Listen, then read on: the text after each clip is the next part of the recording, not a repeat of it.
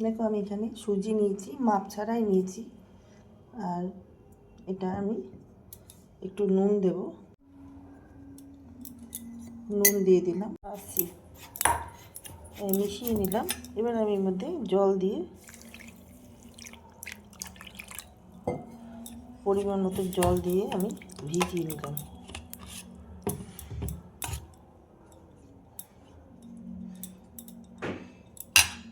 এখন সুজিটাকে ভিজিয়ে রেখে দেবো 20 থেকে 25 মিনিট, ঢাকা দিয়ে দেবো। দেখো সুজিটা আমি এবার খুলে দিলাম। আমি আধা ঘন্টা পর এটাকে ভিজিয়ে রেখেছিলাম, আধা ঘন্টা পর খুললাম। এই সুজিটা আমি এখন মিক্সির মধ্যে দিয়ে দেবো।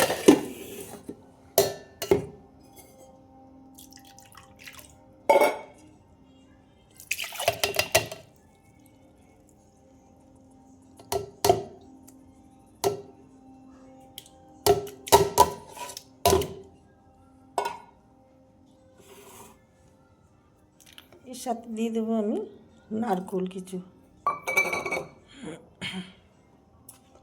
এবার পেস্ট করে নেব। দেখো ব্যাটারটা আমার রেডি হয়ে গেছে। এর মধ্যে আমি একটুখানি বেকিং পাউডার দেব, হাফ চামচ মতন আমি বেকিং পাউডার দিয়ে দিলাম।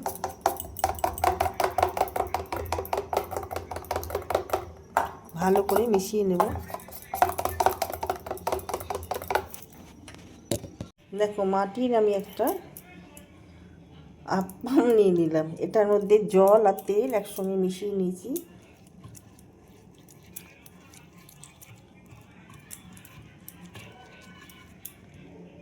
এইগুলোতে আমার শাশুড়ি মা ছাঁচের পিঠা করেন, করতো আগে।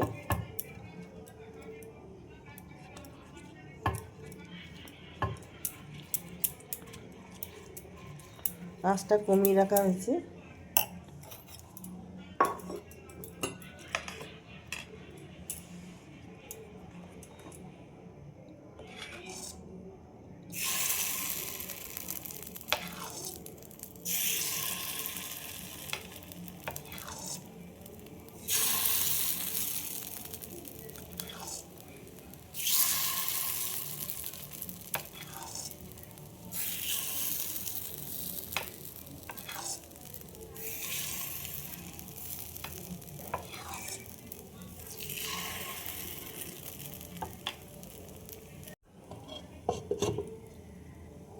এবার আমি ঢেকে এটা 5 মিনিট রেখে দেবো।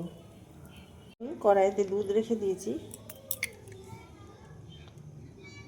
কোনো মাপের ব্যাপার নেই, এমনি রেখেছি যতটা প্রয়োজন।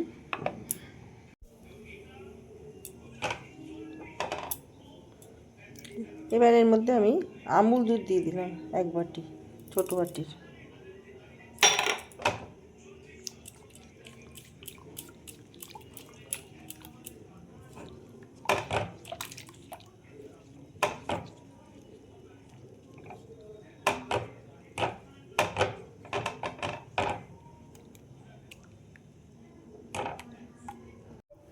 দিয়ে দেবো চিনি,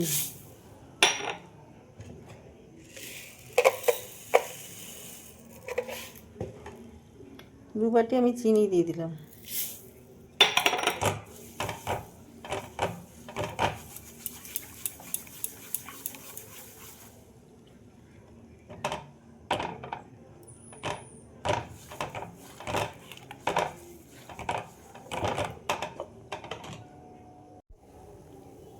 দেখো পিঠেগুলো কি সুন্দর জালি পড়েছে।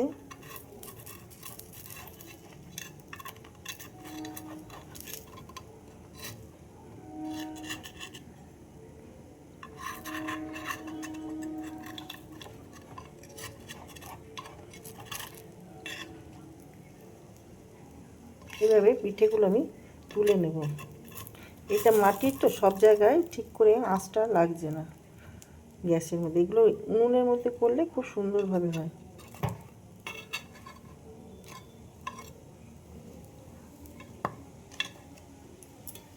এইভাবে সব, দেখো পিঠেগুলো আমি এইভাবে তুলে নেব।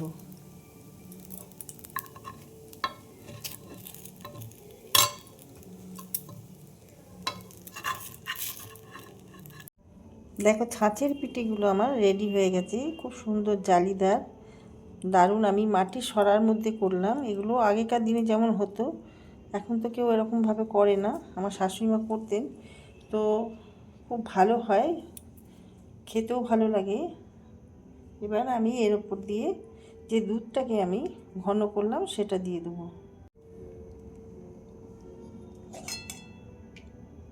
ছাঁচের পিঠা, এগুলোকে বলে ছাঁচের পিঠা।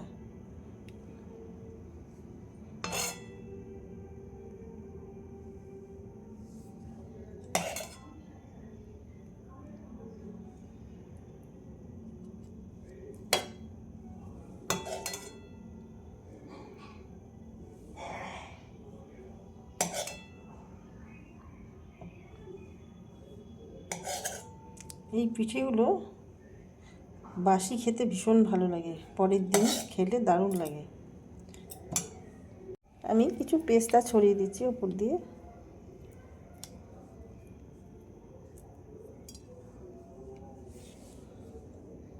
দেখো দুধ পিঠা আমার রেডি হয়ে গেছে। আমি কিছু পেস্তা দিয়ে গার্নিশ করেছি উপরে। তোমাদের কার কীরকম লাগলো, ইউটিউব থেকে যারা দেখছো আমার চ্যানেলটাকে সাবস্ক্রাইব করে দিও, পাশে থেকো, সাথে থেকো। ফেসবুক থেকে যারা দেখছো পেজটা আবার ফলো করে দিও। তোমাদের কেমন লাগলো জানাতে ভুলো না। Thank you. ভিডিওটা এখানেই শেষ করলাম আমি।